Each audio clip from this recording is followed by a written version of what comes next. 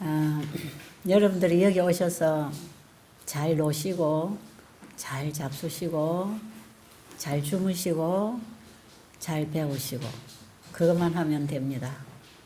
배운 대로 살고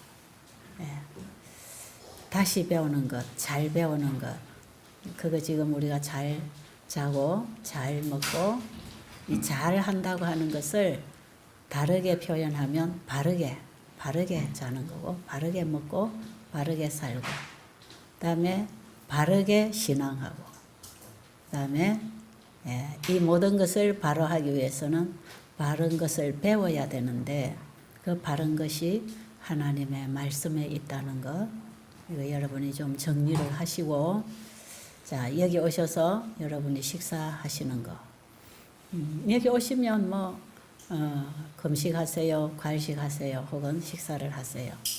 이런 거 여러분이 그냥 따라서 잘 하시면 됩니다. 그런데 우리의 몸은 마음하고 연결이 되어 있기 때문에 마음에서 오는 어떤 힘이 일어나야 몸이 살아나게 돼 있어요. 그런데 제가 그동안에 이 많은 아픈 분들을 대해보는데, 저는 그들에게 복음을 전하고 있잖아요. 물론 여러분이 먹고 자고 활동하는 이 모든 것이 복음으로 말미암아야 됩니다. 사람에게서 온 것이 아니고 하나님에게로부터 온 것을 여러분이 받으면서 살고 먹고 여기에서 회복이 일어나는 것이거든요. 그런데 최고로 빠른 회복이 일어나는 치료제가 뭐냐 하면 하나님께로부터 오는 성령의 감동입니다.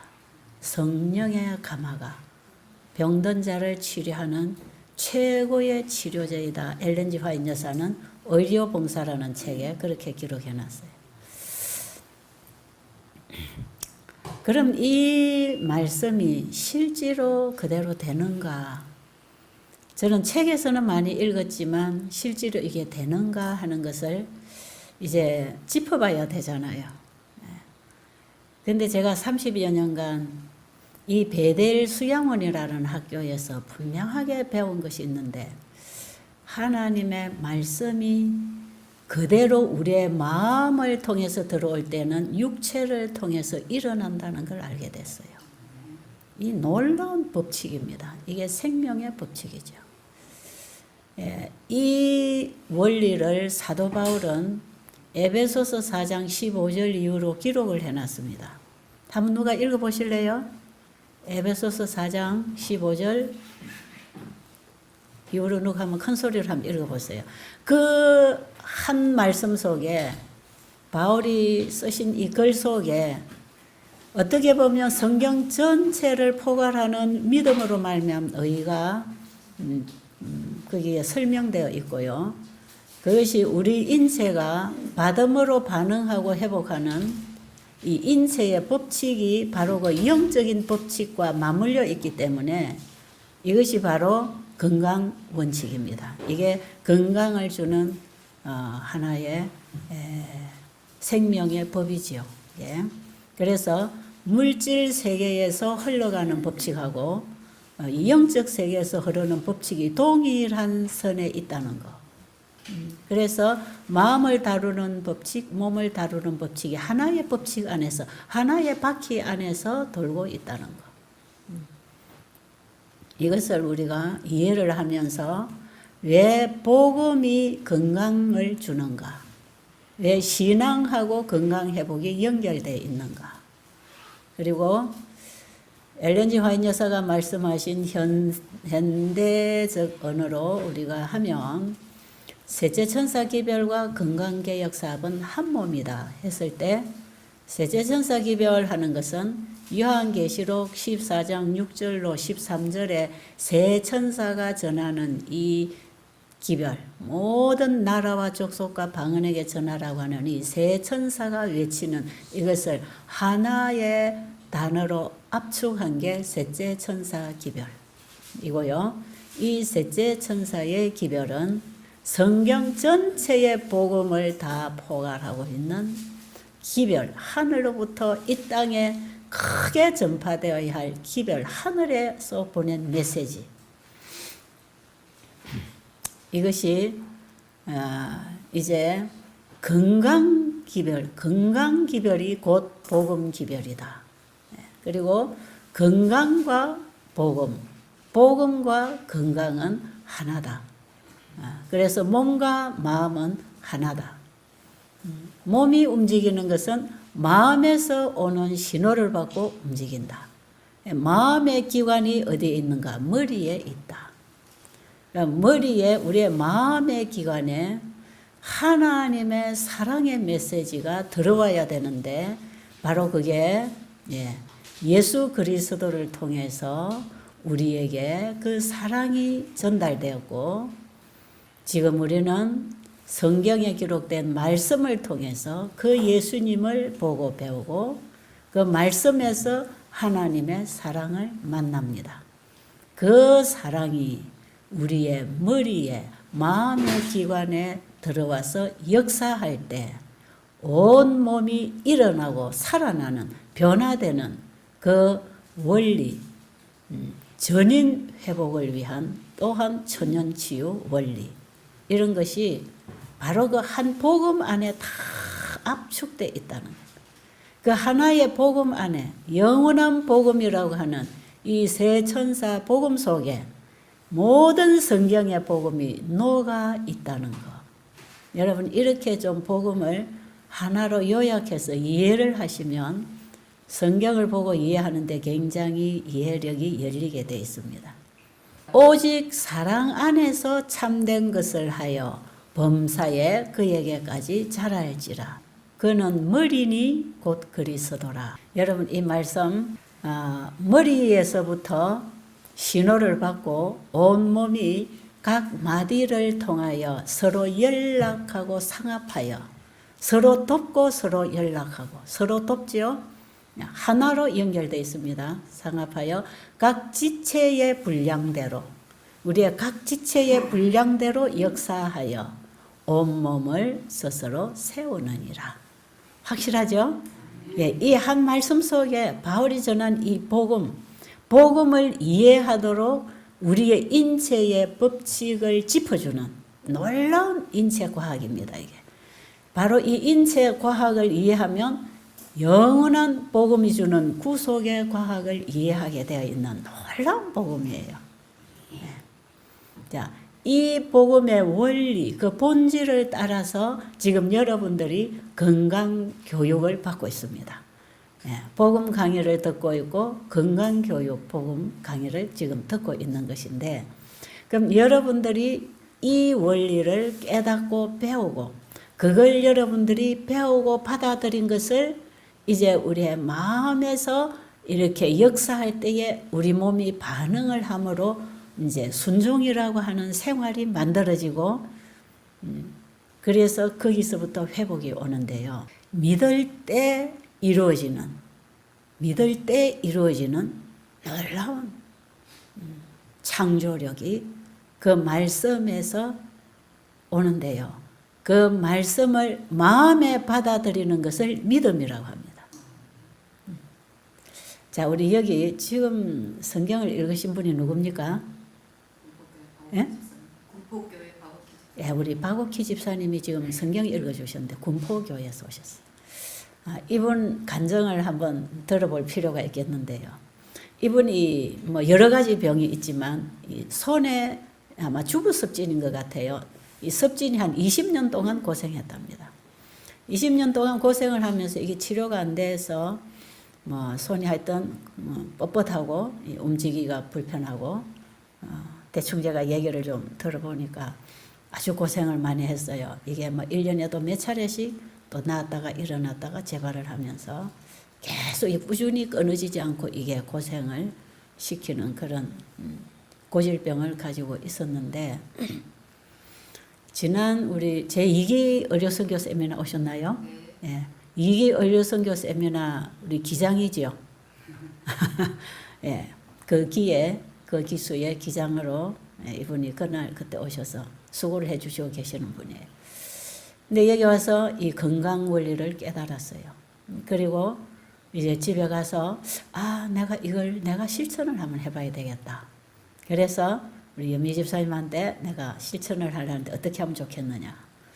그래서 아마 이 식생활부터 고쳐야 되니까 일단 먹는 걸로 인해서 피가 되고 피가 우리 몸을 생명, 우리 몸의 생명을 주관하는 이 흐름이 피의 흐름 아닙니까? 그죠? 피가 깨끗해야 병이 낫잖아요. 피가 깨끗하려면 일단은 음식이 바뀌어져야 되거든요. 그래가지고 아마 우리 연미 집사님하고 통화를 하면서 과일식을 좀 해보라고, 물 먹고 과일식하고 운동하고 이래 우리가 배우는 거 한번 해보라고 아마 했는 모양이에요. 근데 이분이 뭐 전에도 그런 거 알았지요. 전에도 뭐 많이 들었고 또 와서 세미나에 와서도 들었겠지만 우리 재림교인들은 또 책 보면 얼마든지 뭐 지식적으로 있어요. 그런데 이것을 내가 실천하려고 하는 마음을 갖지 않았기 때문에 순종이 없었어요. 하나님의 말씀은 순종할 때 기적이 일어납니다. 그걸 알아야 돼요. 그래서 우리가 하나님의 말씀을 맨날 책에만 눕혀놓고 있으면 하나님이 아무 일도 못하십니다. 성경을 성령의 감동으로 기록해서 우리에게 주실 때는 그것이 성령의 감동함을 통하여 우리의 마음밭에 그 말씀이 들어오면 그 마음의 말씀을 받아들여 오는 걸 믿음이라 하거든요. 그리고 그 믿음으로 나도 그렇게 하겠습니다 하는 믿음을 가질 때 이미 내 몸 안에서는 그 일이 이루어지고 있어요. 이게 성경에도 보면 그렇게 되어 있습니다. 자, 그런데 이분이 그 얘기를 듣는 순간에 해봐야 되겠구나. 마음에 결심이 생겼어. 그리고 어떻게 하는 겁니까? 그거대로 이제 새롭게 식생활 개선을 하고 먹고 마시고 이제 바꾸기로 하니까 제일 먼저 식생활 개선을 하려면 뭐부터 없애야 되느냐 하면 냉장고 정리부터 해야 됩니다. 냉장고. 양념통, 곡식통 다 바꿔야 되죠. 이분이 아멘 하겠습니다. 마음을 정하는 순간에 행동이 나가는 거죠. 냉장고를 다 치웠답니다. 냉장고에 있는 거 다 청소하고 다 갖다 버리고 다음에 오늘부터 내가 이대로 살겠다. 마음을 딱 정하고 났는데 그 순간부터 손이 부드러워지고 펴지기 시작하고 그 길로 섭진이 나와버렸어요. 과일식을 뭐 1주 했다나 열흘 했다나 얼마 했어요? 열흘 했대요. 열흘 하면서 피는 점점 바뀌어지죠.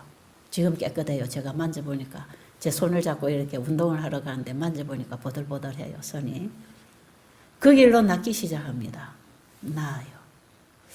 성경에 보면 이런 얘기 참 많습니다.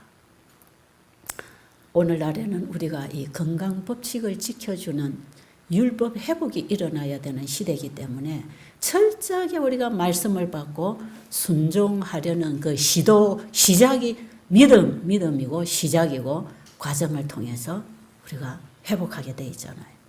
근데 예수님께서 병자를 고치신 얘기를 보면 즉각 일어납니다. 이 환자가.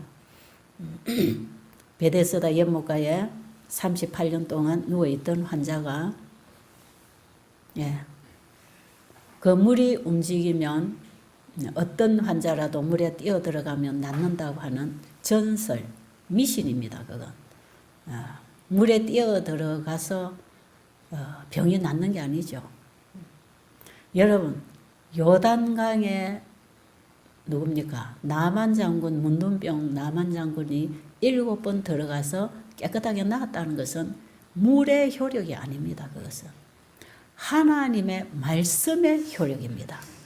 하나님이 엘리야 선지자를 통해서 요단강에 7번 몸을 씻으라고 하는 하나님의 명령과 함께 허락이 와 있었기 때문에 하나님의 말씀에 의지하여 7번 들어갔더니 깨끗하게 나았잖아요. 만약에 그게 물의 효력이라면 한 번 들어가면 7분의 1이 깨끗해지고 2번 들어가면 7분의 2가 깨끗해지고 7번 들어가 씻으라고 했으니까 5, 6번 씻으면 7분의 6이 깨끗해져서 7번 씻으면 완전히 깨끗해졌다. 그것은 우리 인간의 노력과 어떤 물질에 있는 것이지만 하나님의 일은 하나님의 치유는 그 말씀에 있습니다. 6번 들어갔다 나와도 전혀 낫는 흔적이 없었습니다. 여전히 똑같았습니다. 처음 들어가는 거. 그런데 7번째 들어갔더니 어린아이처럼 다시 탄생했단 말이에요. 재창조가 됐단 말이에요. 이게 영적으로는 거듭나는 의미입니다. 거듭나는 의미를 몸을 통해서 설명하고 있는 것이거든요. 우리의 마음이 우리 인간 안에 있는 착한 성향을 조금씩 개발시키고 나쁜 걸 고쳐가지고 의롭게 되는 게 아니고 재창조, 새로 다 태어나야 된다고 하는 거. 하나님의 생명으로 다시 태어나야 된다고 하는 이 거듭나는 복음을 보이는 치료를 통해서 설명해 주는 것이거든요. 그게 나만 장군이 문둥병이 나았다는 얘기입니다. 자, 그러면 베데스다 연못가에 사람들이 많이 모여요. 병원에 가서 고치 못 받던 환자들이 행여나 하고 모여드는 곳. 물이 한 번씩 움직이는데 먼저 들어가는 자가 낫는다고 하는 전설. 이거는 전혀 하나님의 방법은 아닙니다.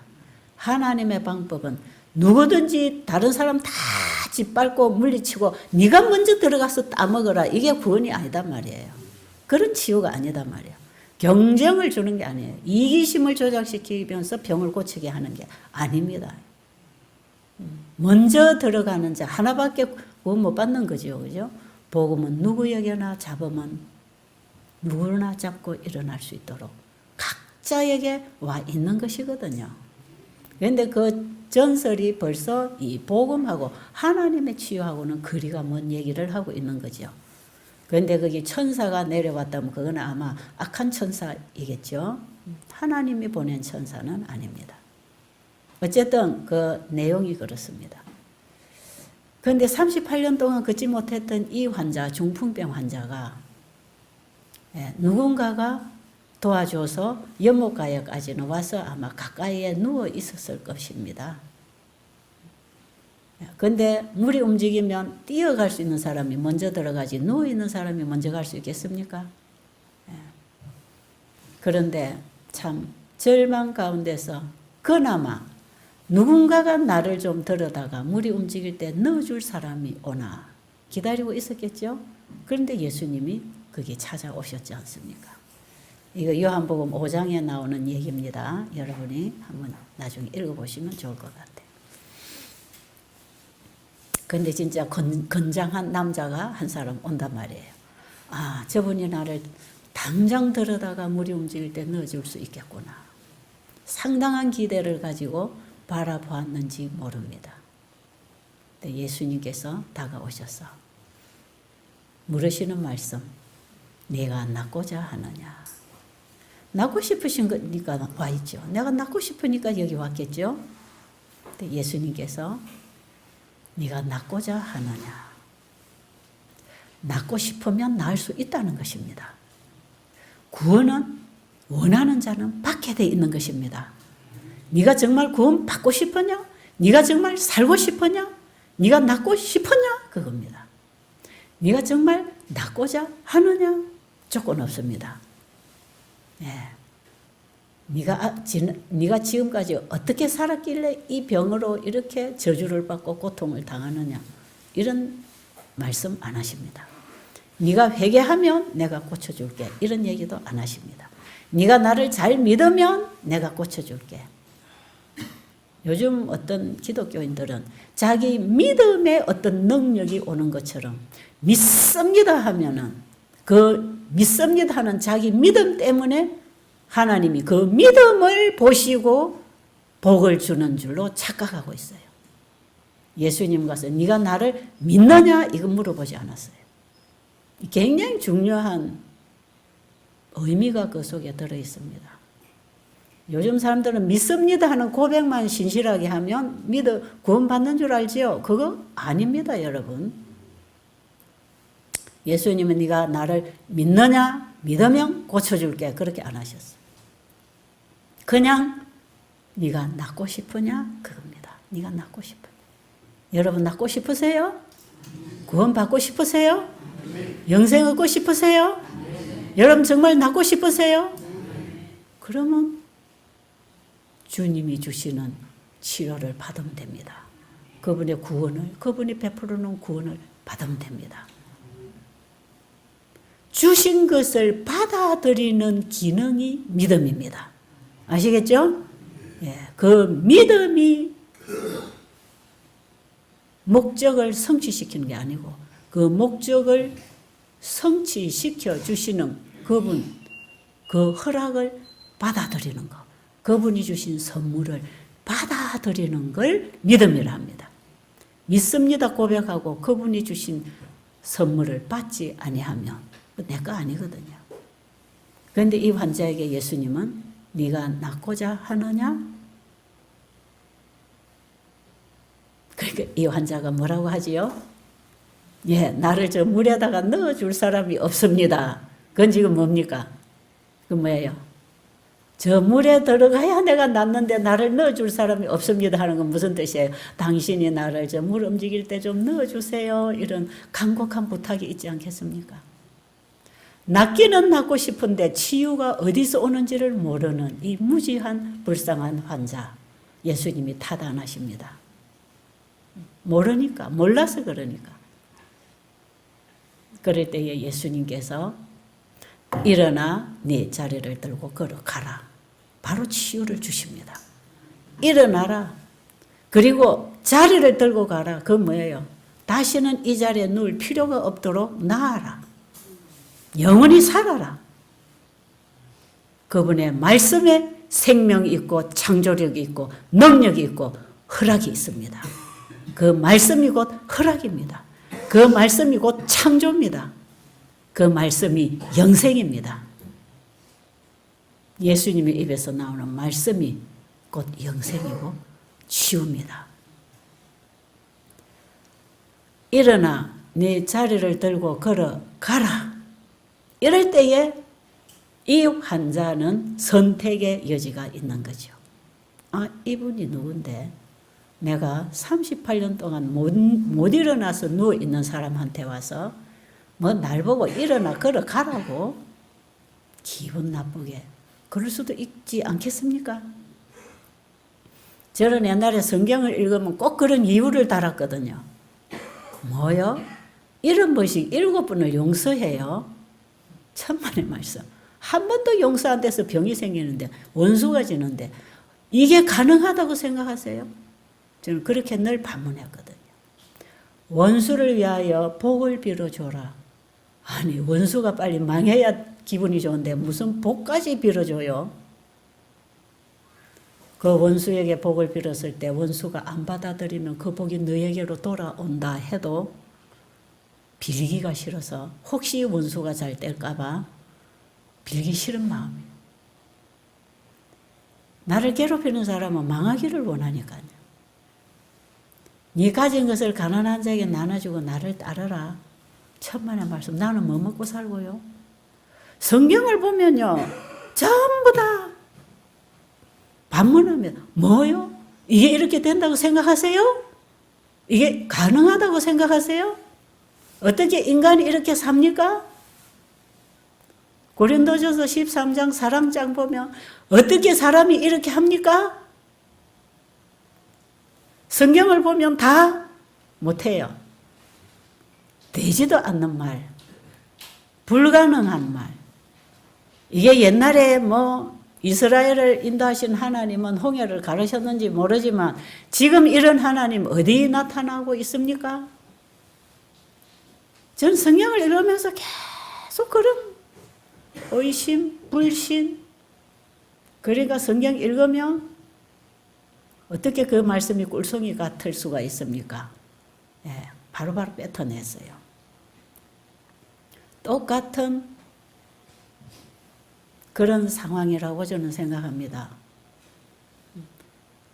제가 하나님의 말씀을 그렇게 배척했기 때문에 왜? 내 생각이 앞서서 내 이해와 내 상식에서 이것은 도무지 안 맞기 때문에 받아들일 수가 없었지요. 그런데 이 중풍병자가 낳은 얘기는 놀라운 믿음입니다. 이건 놀라운 믿음이에요. 이런 믿음이어야 구원이 일어나고 이런 믿음이어야 변화가 일어나고 회복이 일어나고 치유가 되는 것 같아요. 이 믿음이 뭡니까? 일어나 네 자리를 들고 걸어가라 할 때 이유 걸지 않았습니다. 왜? 이 환자는 너무나 걷고 싶었어요. 30년 이상 걷고 싶은 그 소원이 있었기 때문에 이 환자 귀에는 다른 거 아무것도 안 들리고 일어나라, 걸어가라, 그 말씀이 이 환자에게는 복음이었어요. 여러분, 믿음은 나를 보는 게 아니고 우리의 구원과 우리의 희망은 내 상태를 보는 게 아니고 그분이 이루실 걸 믿는 것입니다. 그분이 해 주실 걸 믿는 것이지요.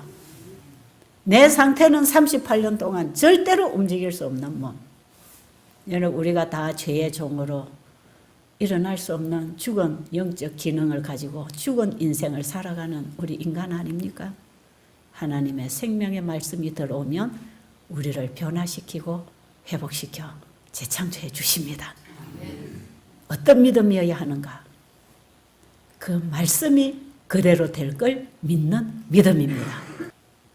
이 믿음이 창조주를 경배하는 믿음이에요. 왜? 창조주가 이 세상을 창조하실 때 말씀으로 없는 것을 있게 하셨잖아요.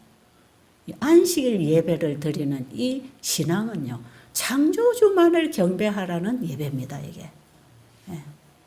이 예배를 드리는 신앙인들에게는 회복이 일어납니다. 왜요? 하나님의 말씀이 그대로 이루어질 걸 믿는 신앙을 하기 때문에 그렇습니다. 그럼 그 말씀이 그대로 이루어진다고 하는 걸 믿을진데 그 믿음이 그 말씀을 받아올 거 아닙니까? 그 말씀을 마음에 받아들이면 행동이 나갑니다. 왜요? 말씀이 마음에, 우리의 머리에 하나님의 말씀이 사랑으로, 재창조로 우리의 마음에 오면 그 말씀이 온 마디를 통하여 각 지체의 분량대로 역사하여 서로 상합하고 서로 돕고 역사하여 각 지체가 다 일어난다 이 말이에요. 회복이 올 수 있겠습니까? 저는 저 집사님이 그 간증을 할 때 참 신기한 일이지요. 사람으로서는 신기한 일이에요. 정말 신비로운 일이 일어나는 거죠. 그런데 저 여인에게는 하나님과의 관계 속에서 어떤 관계가 회복됐나요? 믿음 관계가 회복됩니다. 지금까지 내가 알고 안 했는데, 많이 듣고 읽고 안 했는데 이제는 해보겠습니다. 왜? 너무 고통스러워. 이제 너무 고통스러워. 이 병에서부터 좀 해방되고 싶어. 그런데 봐서 들어보니까 말씀대로 하면 낫는다는 거는 이제 확실하게 들어왔어. 그럼 이제는 내가 해봐야 되겠구나. 집에 가서 실천을 하려고. 이제 이대로 먹고 이대로 하려고 하니까 냉장고에 있는 거 다 치워야 되잖아요. 다 치우는 순간부터 몸에는 변화가 일어난다 이 말이에요. 말씀은 받아들이는 그 순간부터 생명이 들어와서 작용하기 시작합니다. 이 중풍병 환자가 예수님이 일어나 자리를 들고 걸어가라고 했을 때 환자가 어떻게 했다고요? 그 엘렌 G 화이트 여사가 쓰신 책 보면 정로의 계단이나 시대의 소망에 그 부분을 읽어보면 이런 기록이 되어 있습니다. 예수님의 말씀을 믿음으로 마음에 받아들였을 때 누워있던 사람이 일어나려고 했다 그랬어요. 말씀을 받아들인 반응이 어떻게 왔다고요?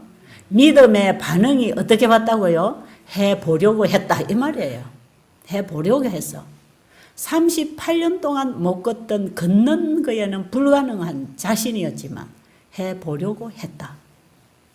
일어나려고 했다. 그러니 일어나지더라. 그러려고 했다. 그러니까 걸어지더라. 뭘 했다고요?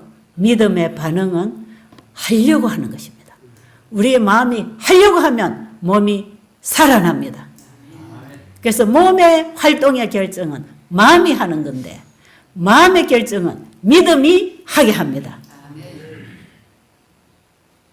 여러분 분명하게 짚으시기 바랍니다. 분명하게 되는 게 우리는 죽은 하나님 믿는 게 아니에요. 지금 하나님 말씀 살아 있습니다. 창조력이 있습니다. 왜? 말씀을 주신 분이 영원히 변하지 않고 살아 계시니까 말이에요. 그 하나님이 주신 말씀이 성경에 있잖아요. 우리 각자에게 필요한 말씀이 옵니다. 각자에게. 그때 필요할 때 옵니다. 필요할 때 주십니다. 하나님은 항상 널브러지게 베풀어 놨지만 우리는 필요할 때 받아옵니다. 필요할 때 찾고 받습니다. 이 중풍병자는 걷고 싶은 필요를 느꼈을 때 일어났잖아요. 그래서 예수님이 걷고자 하느냐 낫고자 하느냐 네가 필요하면 가져라 그 얘기거든요. 마태복음 6장 25절 이후로 보면 공중에 나는 새를 보라 들의 백합화를 보라. 누가 기르지도 않는데 나르고 먹고 나르고 살고 새끼 까고 살고 누가 심지도 않은데 꽃이 피고 아름답게 옷을 입고 있지 않느냐. 솔로몬의 입은 영광보다 더 아름다운 영광으로 아름다움을 입고 꽃들이 피고 살지 않느냐. 누가 이렇게 하느냐. 누가 이렇게 기르느냐. 너희 천부께서 만드셨기 때문에 지금 다 기르고 계시지 않느냐. 그런데 하물며 너희일까 보냐. 믿음이 적은 자들아 어찌하여 먹을 거 입을 거 살 거 염려하느냐. 너희는 먼저 그의 나라와 그의 의를 구하라. 그리하면 그 위에 모든 것을 더하시리라. 예수님이 직접 설교하신 말씀이에요. 그런데 이 부분에 여러분 보세요. 오늘 아침에 제가 보는 말씀 중에 교육이라는 책에서 교육이 아니고 정로의 계단에서 봤구나. 엘렌 G 화이트 여사가 이렇게 설명을 하고 있더라고요. 그 말씀을 가지고 제가 그렇구나 딱 하나 잡았는데 그게 뭐냐면 하나님께서는 하나님이 창조하신 모든 피조물들이 살아가는데 필요한 모든 것은 다 베풀어 놨다. 다 베풀어 놨다. 그래서 새가 먹고 살고 있는 양식을 그 주변에 다 뿌려놨다. 그런데 새가 그걸 먹고 살려면 가서 쭉 먹어야 된다. 하나님은 새의 먹이를 다 만들어 놓으셨지만 그 먹이를 새 입에다가 넣어주지는 않으신다. 반드시 새가 배가 고프면 가서 양식을 찾아야 되고 구해야 되고 만나서 주워 먹어야 되고 자기가 나무가지를 꺾다가 둥지를 만들어야 되고 하나님이 새가 사는 둥지를 만들어 주시는 게 아니라는 거죠. 새가 자기 둥지를 만들어야 되고 거기다가 새끼를 까야 되고 그 다음에 새끼가 먹고 살도록 어미는 가서 주워다가 새끼 입에다 갖다 넣어줘야 된다. 그래 새끼가 커서 스스로 또 먹고 사는 것이다. 이건 뭐예요? 하나님은 다 베풀어 놓으셨지만 우리가 할 일이 있어요 없어요? 우리가 할 일은 배고프면 양식을 찾아 나가고 집이 필요하면 집을 짓기 위해서 수고하고 씨를 심어야 되면 씨를 심기 위해서 농부가 수고를 해야 되고 건강을 얻기 위해서는 건강법칙을 지켜야 되고 하나님의 기적과 도움을 받으려면 하나님의 말씀을 지키고 사는 행동이 나가야 된다는 거죠. 이게 너희는 먼저 그의 나라와 그의 의를 구하라. 그리하면 그 위에 모든 것을 다 이루신다고 하는 마태복음 25장 33, 마태복음 6장 33절의 내용이 그렇게 해서 이루어지는 것입니다. 우리가 할 일이 있습니다. 근데 우리는 때때로 우리의 앞길을 놓고 얼마나 절망하고 좌절하고 걱정하고 고민하고 불안해하느냐. 이런 우리에게 들의 백합화를 봐라. 공중의 새를 보라. 누가 기르느냐. 누가 심고 키우느냐. 너희 천부께서 하고 계시지 않느냐. 창조주 그분이 하고 계시지 않느냐. 그런데 하물며 너희들을 내가 모른 채 하겠느냐.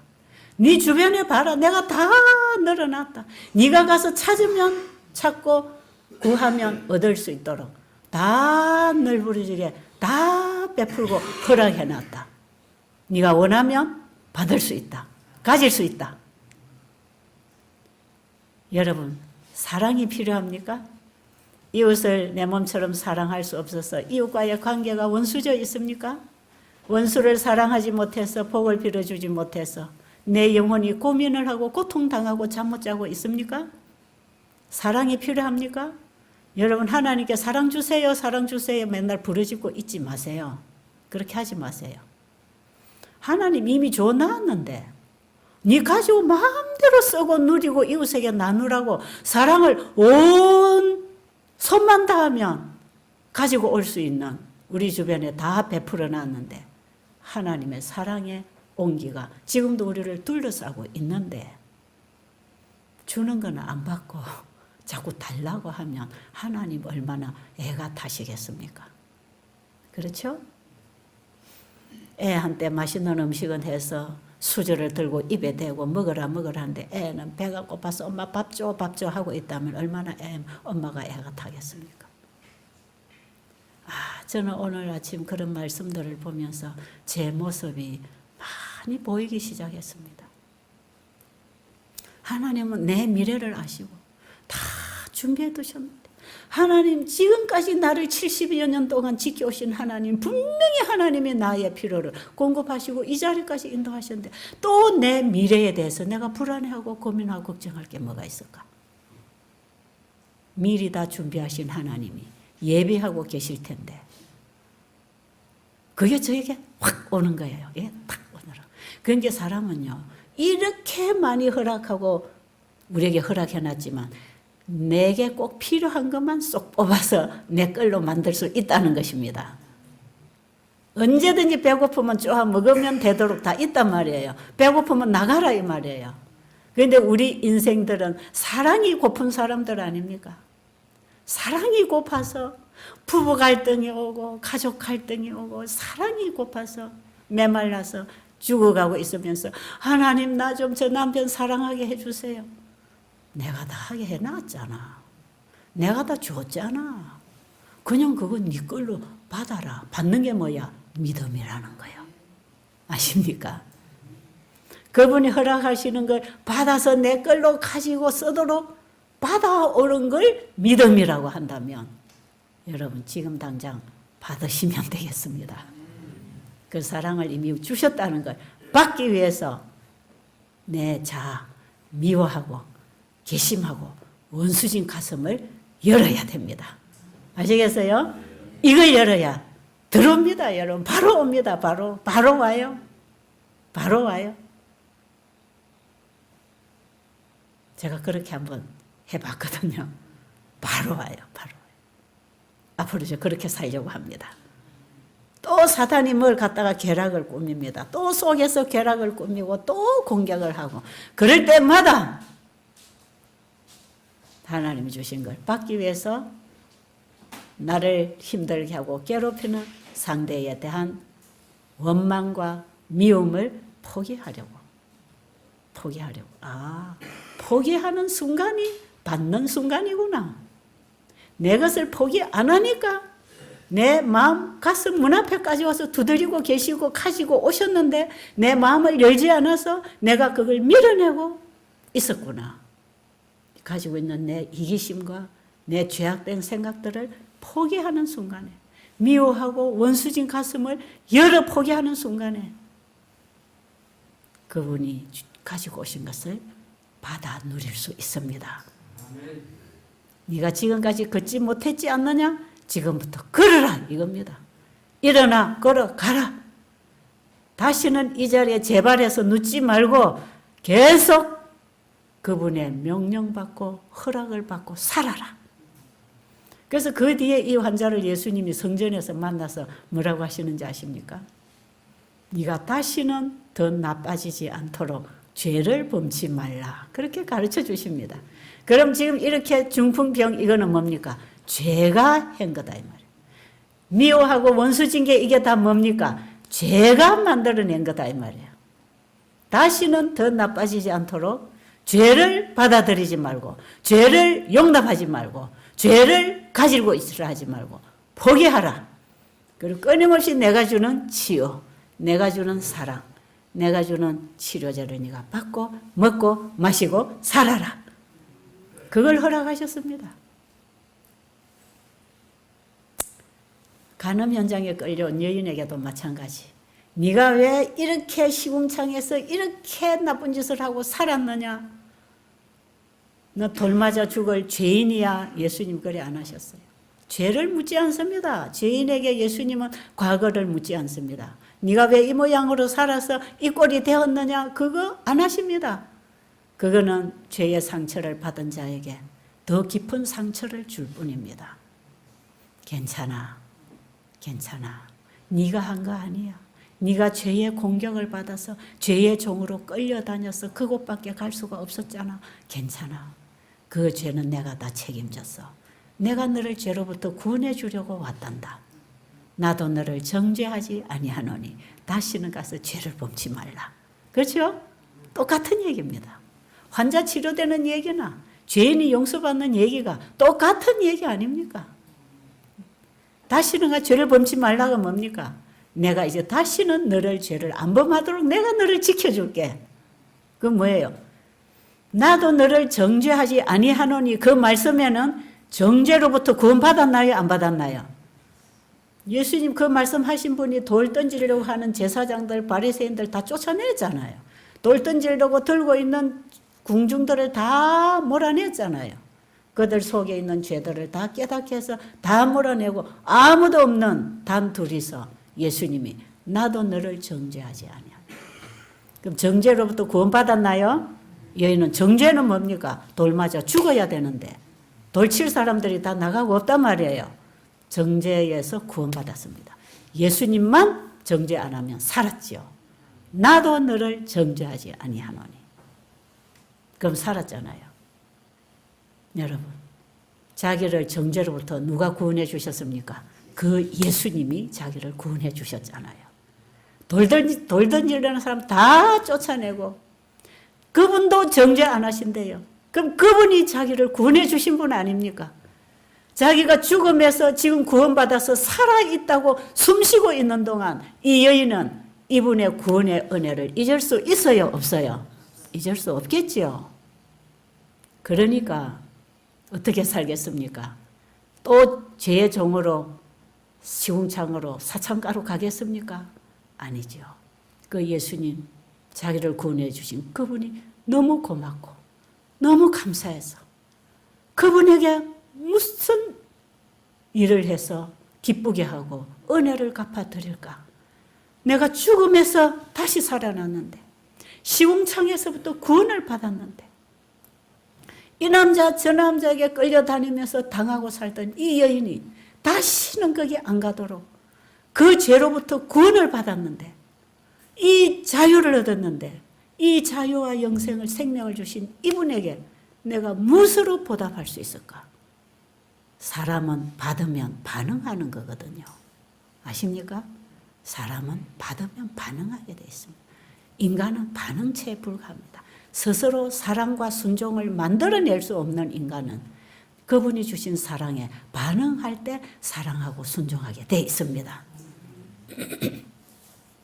이 여인을 다시는 사창가로 못 가도록 진리로만 말씀으로만 생명의 삶을 살도록 만들어주신 분이 예수님이십니다. 그래서 이 여인은 일생 다가도록 예수님께 충성했습니다. 이것은 복음이 전파되는 곳마다 이 여인의 얘기를 해주라 그랬어요. 이 여인이 구원받은 이 얘기말로 우리 죄인이 구원받는 가장 실질적인 예정이 되기 때문에 이 얘기를 복음이 전파되는 곳마다 예수님은 꼭 이 여인의 얘기를 하라고 말씀하셨잖아요. 시몬의 잔치에서 여인이 옥합을 깨트릴 때 그게 돈을 관리하던 유다가 왜 이렇게 값진 향을 허비를 하느냐고, 이거 팔았으면 돈이 얼마나 될 텐데 이걸 부어서 허비를 하느냐고. 그렇지만 예수님은 그 가치를 말씀하셨지요. 그 가치. 구원의 가치가 크면 클수록 옥합의 가치는 안 보이는 것입니다. 아십니까? 이 여인이 가지고 있던 가장 소중한 옥합이었지만, 가장 값어치 있는 물건이었지만, 구원을 받은 이 여인에게는 이거보다 더 예수님이 가치 있는 분이 되었다 이 말이에요. 그 예수님이 오늘날 우리의 가치가 되어야 합니다. 그 예수님의 가치를 가지고 그 예수님을 절대로 놓칠 수 없는, 예수님 놓치면 영원한 손실이라는 것을 여러분이 알아야 예수님을 떠나지 않고 그분에게서 배우고 먹고 마시고 살 거 아니겠어요? 이 여인은 그렇게 살았잖아요. 저도 그렇게 살고 싶어요. 정말 저는 그렇게 내 인생을 마치고 싶습니다. 우리 그 예수님 오늘 만나게 되기를 간절히 원합니다.